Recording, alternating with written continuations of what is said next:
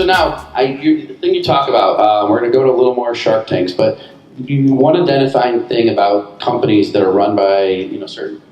Yeah. This is interesting data. So after 10 years of Shark Tank, right? Every year you got to do what's called. I got a lot of companies now. So How many? I think the portfolio is 34, maybe 35. I got to talk to Alex. I've got a lot of them. So there's a lot of companies. They're not all Shark Tanks. So deals come to me, just like you're going to show me one, all the time. And sometimes we do them outside of the Shark Tank. Every year we do a going concern test. And the way this works is, if you're in a control position in the company and you decide life or death based on funding it if it's losing money, you have an option every December to take it behind the barn and shoot it and get the asset value and a tax write-off. Sounds cruel, but that's the nature of venture investing.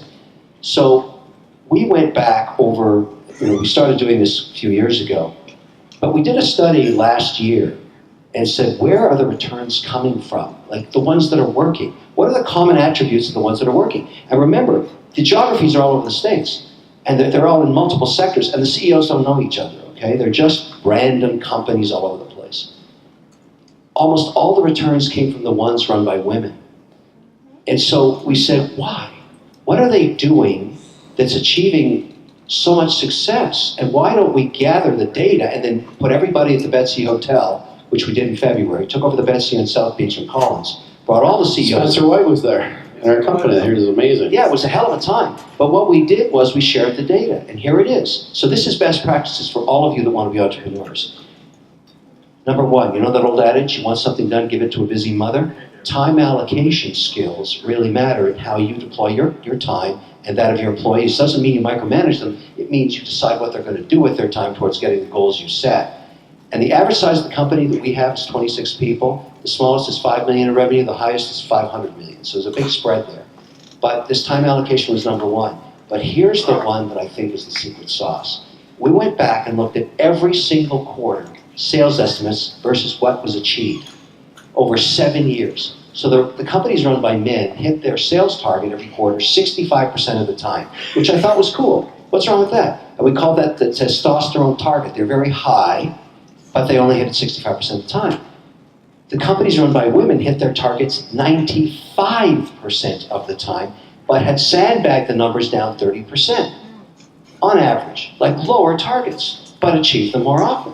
I thought, why would that matter? Why would that make a difference in IRR or return capital? Here's why.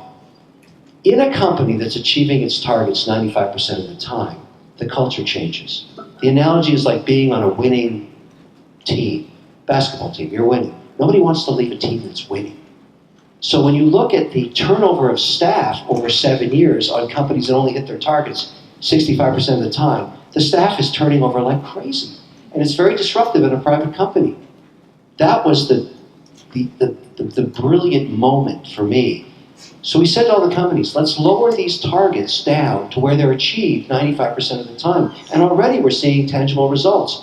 Culture changes, sticky, no turnover, consistency, maintain cash flows, return capital. It's brilliant. You have to be realistic about your targets. Don't do things that you can't achieve. It's stupid. It's just stupid. People get frustrated, they leave. This is just sheer brilliance. It's a whole new way of thinking. So now first of all, it's hard to get me to invest in a guy anymore. I'm in so much money with women, it's ridiculous. But now that we know this, I got a challenge. Now that we know this, well, I've had a couple, like played it. I was going to go to that. I mean, so I don't know if it's still, but as of like 6 months ago when we did this, or 8 months ago in San Francisco, you were the #1 biggest exit. I still do. And you're the #1 biggest exit, and now you guys all know Ring. He's the only one that made an offer on it, and that was $1 billion exit. So that would have been a $66 million return from 600,000. Now I would have liked. You guys hear those numbers? I would have liked that. Do you guys hear those numbers? That was and I was the only guy to make the offer, but only guy. I've seen really, it wasn't worth even that at the time. It hadn't made any returns at all. But that means you can't be right all the time, and I don't cry over spilt milk. But these rules about thinking how you manage your companies towards objective goals that you achieve, I think is good information.